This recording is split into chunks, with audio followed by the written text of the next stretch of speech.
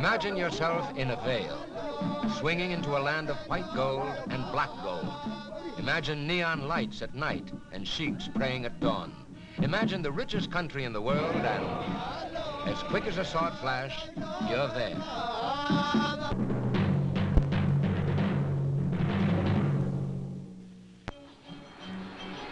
If space is all booked on the magic carpet, there's no better way to arrive at the heart.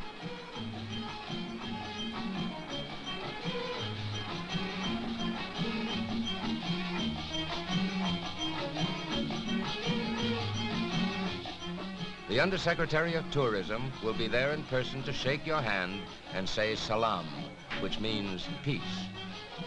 They even give you a gold-embroidered thobe. It's a ceremonial robe worn by Arab women on special occasions. And in Kuwait, that's exactly what your arrival is. This plane load of travelers has come to take a look at one of the most amazing transformations in the modern world.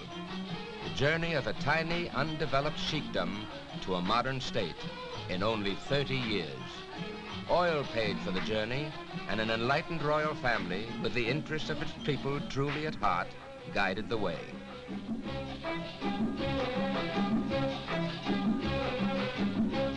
When they sit around a campfire, it's more colorful. These veils are worn by women to protect their faces from the desert sun. That instrument the minstrel is playing is called a rababa.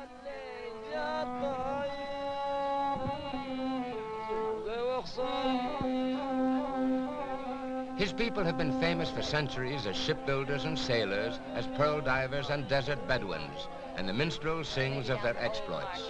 Oh, yeah. They're getting so modern now, getting away from all this, but...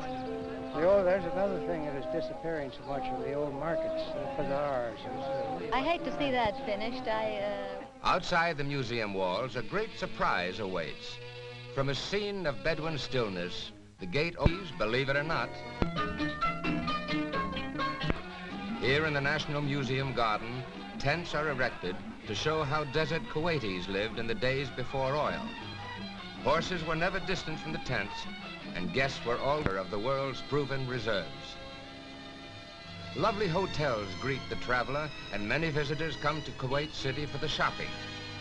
Not only because its stores stock everything from cameras to caviar, but also because, as you'll see, there are wonderful bargains on gold and pearls. They blend the present with the past, just as this beautiful mosque does.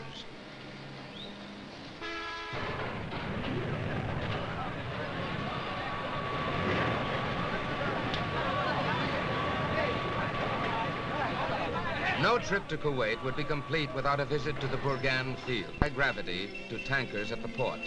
Much of the oil is refined locally, and gasoline, while not free yet, is very, very cheap.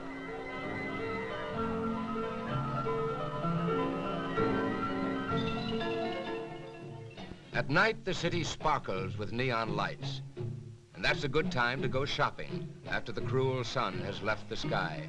These visitors are purchasing harir, a fine, light silk, perfect for the desert and just about anywhere else.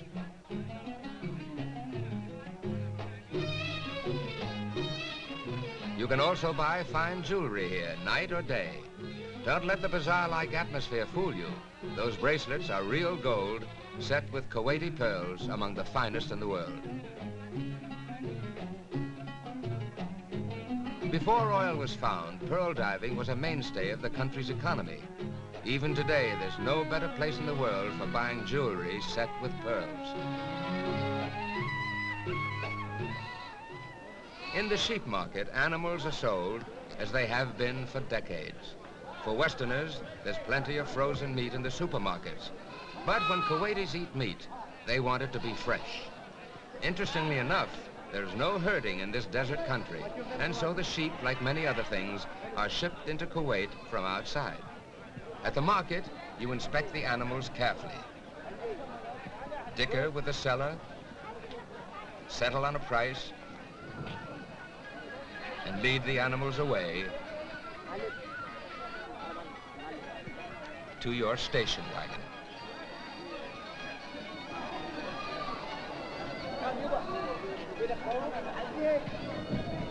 You'll never guess what that station wagon has in common with those sheep.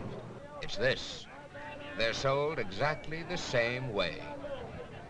And this is a car market, set up just as a sheep market is.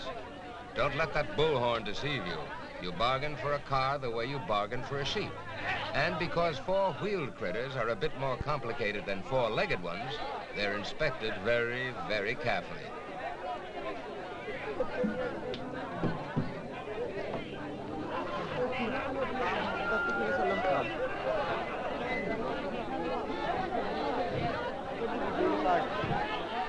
We met more than one Kuwaiti who predicted his country would be the world's first totally automated society.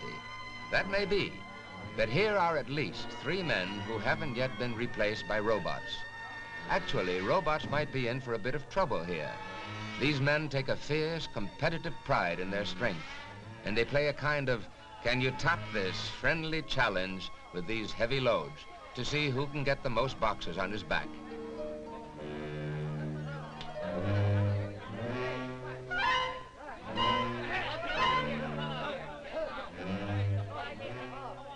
I think here we found the winner. Show me a robot that can do that.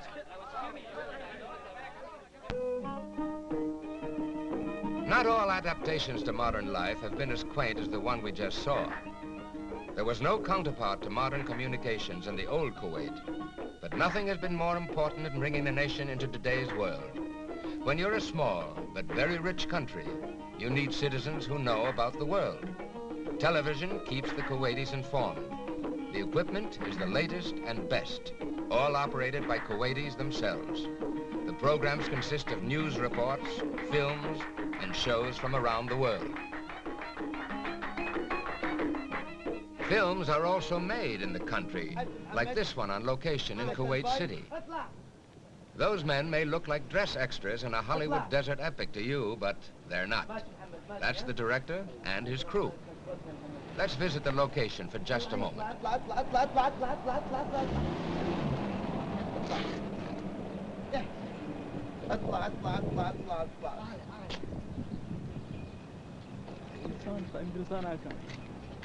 Again, اطلع مرة ثانية. تعال ارجع يا.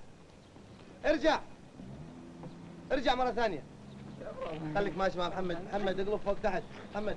طيب. ماشي مع محمد ماشي. Inside this building, the National Assembly meets. For Kuwait, a traditional monarchy 30 years ago, is now a democracy, with the emir, whom we will see later on, acting as head of state. The 50-man assembly has a unique and enviable task: to spread wealth to its citizens, to channel and control progress, not to pay for it. Thanks to these men, Kuwaitis enjoy free medical and dental service, free television, free local phone service, and free education, which includes free food, clothing, books, lodging, and transportation, and, for most of those who desire it, there is free university training overseas. Assembly meetings are widely covered in the press and are open to the public. Students interested in government often learn by observing the meetings. Education of this kind has made the transformance of Kuwaiti society not only possible, but peaceable. Rearranging a country and the life of its people, all in 30 years, is a perilous business, even when you have the money to pay for it. The Kuwaitis have been able to do it, and theirs is a unique success story in today's world.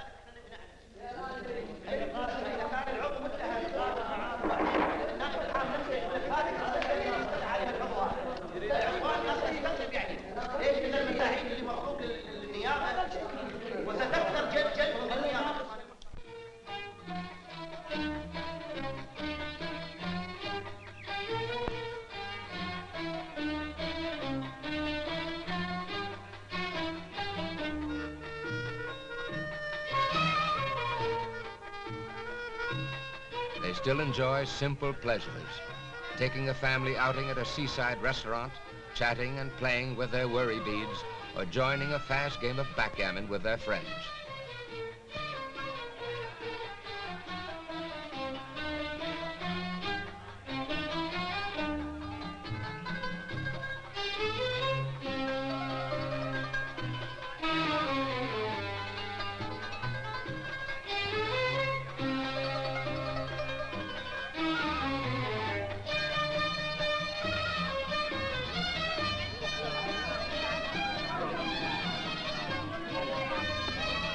You couldn't ask for a better equipped playground.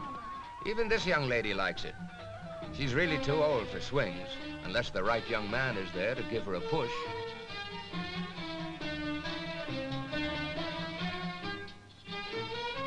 Actually, they're on their honeymoon, and obviously want to be alone.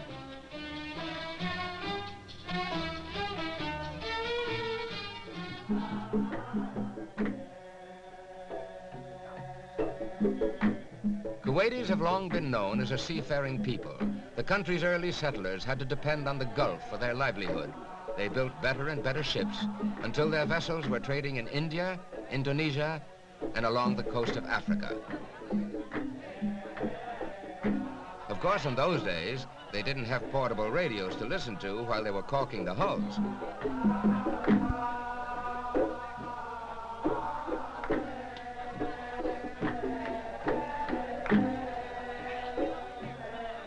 Naturally, the Kuwaitis became excellent fishermen as well. For centuries, the lessons these men learned from the sea were passed down from father to son. But today, when the diesel engine has replaced the sail, few craftsmen remain to pass on the ancient art of boat building. One who learned it from his father and grandfather is Ahmed Ben Ali. This is my father. His business, the building and the ship. And my father and my grandfather, my grand-grandfather, all my family is working, he's working. And this ship, I sure not now, and for 2,000 years before or 3,000 years before, all family in Kuwait, all people in Kuwait is building, brain building of the ship. This ship, 2,600 dinar, and 2,000, in the English money, 2,600 pound. To dollar, I sure 4,124 dollars. This ship. And another ship is named Samak, Sayad Samak. Samak is meaning the English language fish. Sayad is catching. This ship is Boom. El Boom is meaning the ship. Another ship is named Boom Safar. A Safar is travel. And travel. And the boom that is Safar travel, and the big boom about this only especially for the travel. It's different. In Kuwait, they have more in modern and more in the body for the ship. As have one ship is smalling and have one bigger to bigger. It's very bigger about the travel.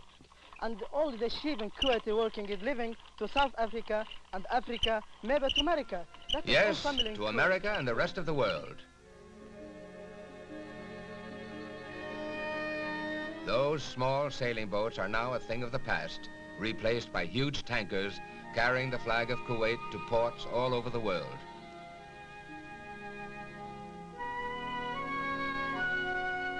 But all the ships aren't big. The boat we take to get across the Bay of Kuwait is a small one. We've come to Philaka Island, which has figured importantly in the history of this area since the time of Alexander the Great. The Archaeological Museum at Philaka has a collection of relics that dates back to Alexander's time. As a man of 22, Alexander left Greece to begin a campaign that would eventually extend his empire as far as India. 9 years later, in 324 BC, as he returned home, he stopped at Philaka and started a settlement here. The statues and artifacts here were found in the ruins of that settlement.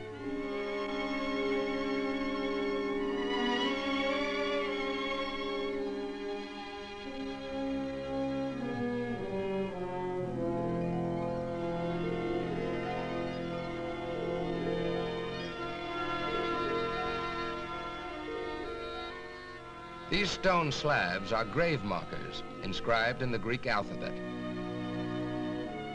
These rare seals have been found in very few parts of Alexander's empire. 400 of them were uncovered in Philaka, as well as many beautiful bronze and silver coins.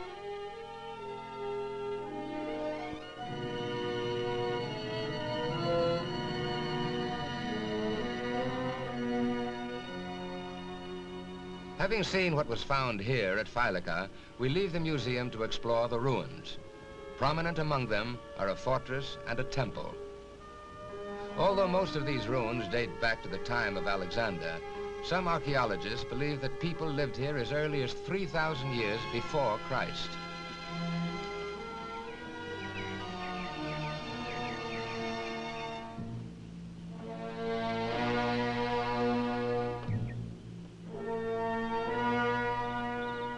Buried for many years under the sand, these decorative capitals have been remarkably preserved. They give us a very accurate idea of what these buildings look like and make a trip to Philaka a must.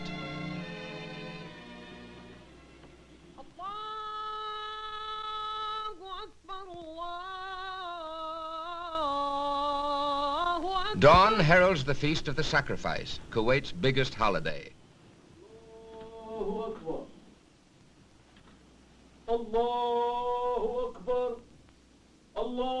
Inside the mosque, members of the royal family and the government ministers gather together to pray. Here we see the Emir himself kneeling in worship.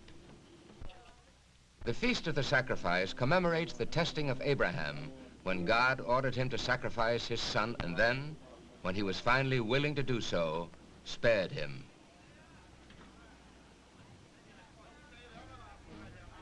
After the service in the mosque is over, the Emir returns to his palace, where he and the other members of the royal family hold a reception for anyone in the country who wishes to come and greet them. The crowd gathers early for the Emir's reception, but with the palace band on hand to play, no one minds waiting.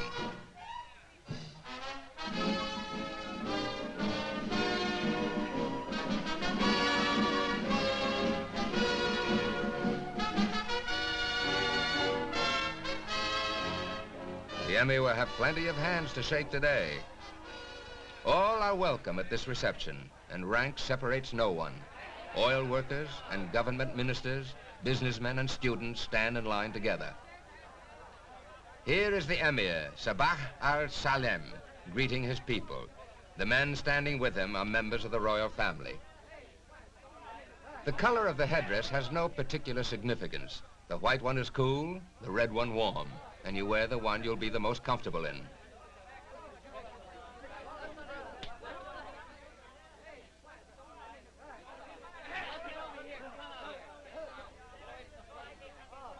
Here's a little man who obviously looks forward to meeting his Emir. And another little man who wants more than a handshake. The Emir's reception is only the beginning of the Feast of the Sacrifice. The celebration goes on for 4 days, and roller coasters and carnival rides are a big part of the fun. In a country as rich as Kuwait, you'd think there'd be a carnival around all the time, but there isn't. So when it does come, everyone has to get into the act.